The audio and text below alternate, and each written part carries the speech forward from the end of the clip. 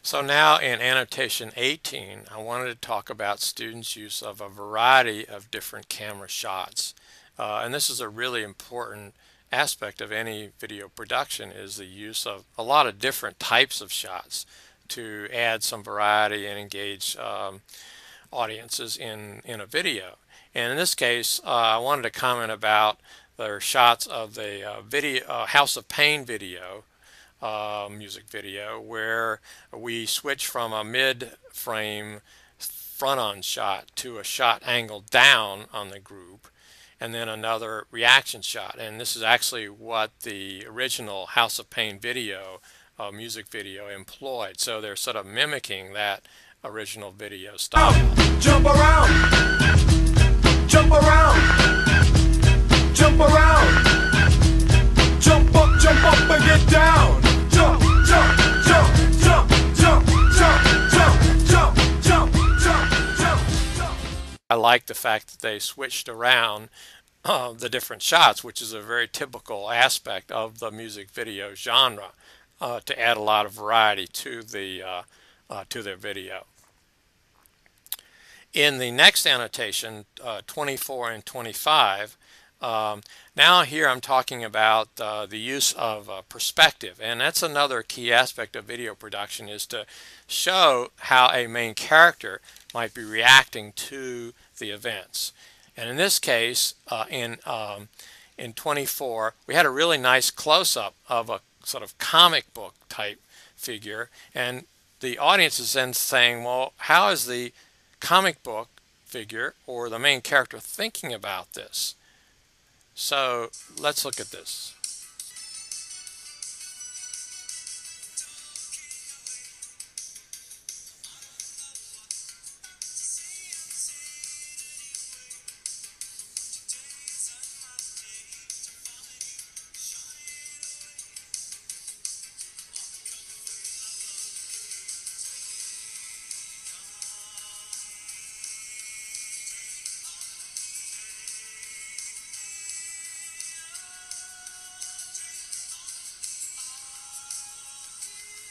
So in this sequence, we see the comic book figurehead, and then we switch to the main character, and we see the main character thinking about the comic book figure. So the audience is in its position in a way that the audience is now thinking about what the main character is thinking. And it's a really effective use of perspective taking, using these nice close-ups and inviting the audience to really become part of the main character's thoughts.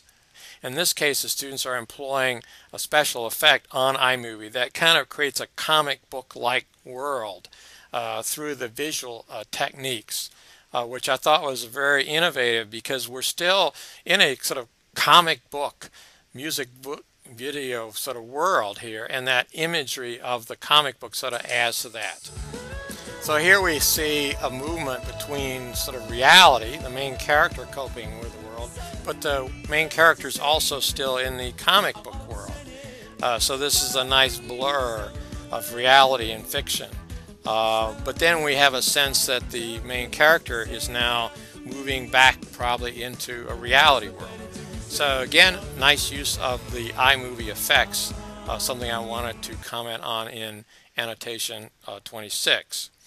And then toward the end of their video, we now have the use of a long sort of fade out, where the main character is now returning back into reality.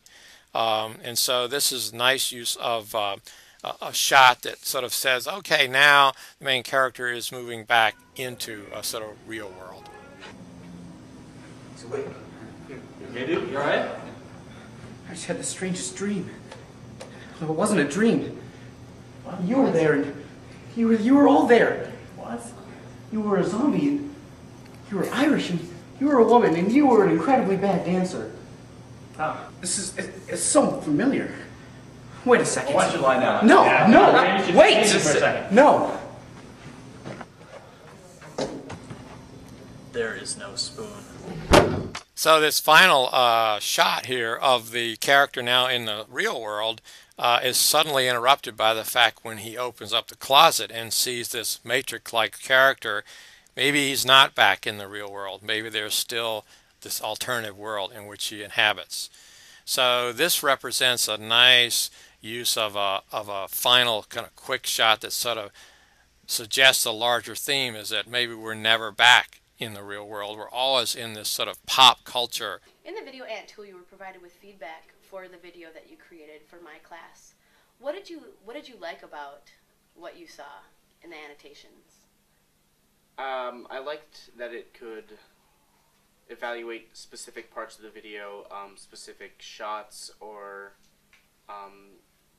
just effects that we used, rather than getting a general overview afterwards, just saying that, you know, you need to think about what kind of shots you want to use for each frame. Instead, you know, you can go and individually say, this is a nice use of the long shot because you can see the surroundings. Okay, so did you find it useful that along with the sort of timeline that it was working on, you could see the comments showing up? You could pause it and look at it. That was helpful to you? Yes, that was very nice. Okay, so rather than getting, you know, like it's kind of, for me when I looked at it as an English teacher looking at a paper, I could give a general comment on a paper. I could say, you know, C, it was good. It followed directions. It met the standards of the paper. Or when you're getting your rough draft back, you can see individually what the teacher comments on throughout, and that's kind of what I thought. I looked at it as sort of like a commentary on the literacy, understanding of the camera shots and angles, the use of music, those kinds of things. Do you think it would be helpful to you as a person who makes videos to get that kind of feedback as a rough draft? Yes, that would be great, because then we could, you know, go back and re-edit and refilm certain parts that have to be, just to, you know, fix it up, because I mean, you're never going to make it perfect on your first try, and so as much feedback as you can get during the process is the better. Okay, that would be interesting, because the way that we were looking at a rubric, you know, you were graded on effects, camera angles, creativity, the content, continuity, those kinds of things, the pacing of it. And if you looked at ahead of time what the teacher's feedback was in sort of relation to the rubric, you think that you would be able to then go back and fix what you needed to make the project more well perfected. Mm-hmm. All right. You know, when we first started the class and you had to learn camera shots and angles and the different moves, do you think if I were to give an assignment where I said, you're going to go on the internet and you're going to find a video and you're going to do your own annotation to show me that you understand the things that we talked about, would that have been a more useful way than just following a PowerPoint? Yes, that would definitely help you learn it faster, help you learn it better. Okay. One of the real advantages then of using Video Ant to provide these annotations is that students can receive these annotations ahead of time and then review them prior to, say, a conference with their teacher or a meeting with their peers. The other thing that certainly you could use Video Ant for is that peers or teachers can add their own annotations to Video Ant by using the edit URL. So they can add their annotations to the student's video. So then the student is getting feedback from their peers, from a teacher, even other audiences. All this is designed to provide students with audience feedback so that they know how their audiences are responding to their specific use of video production techniques. So in summary, Video Ant is a powerful tool for giving feedback to students' video productions.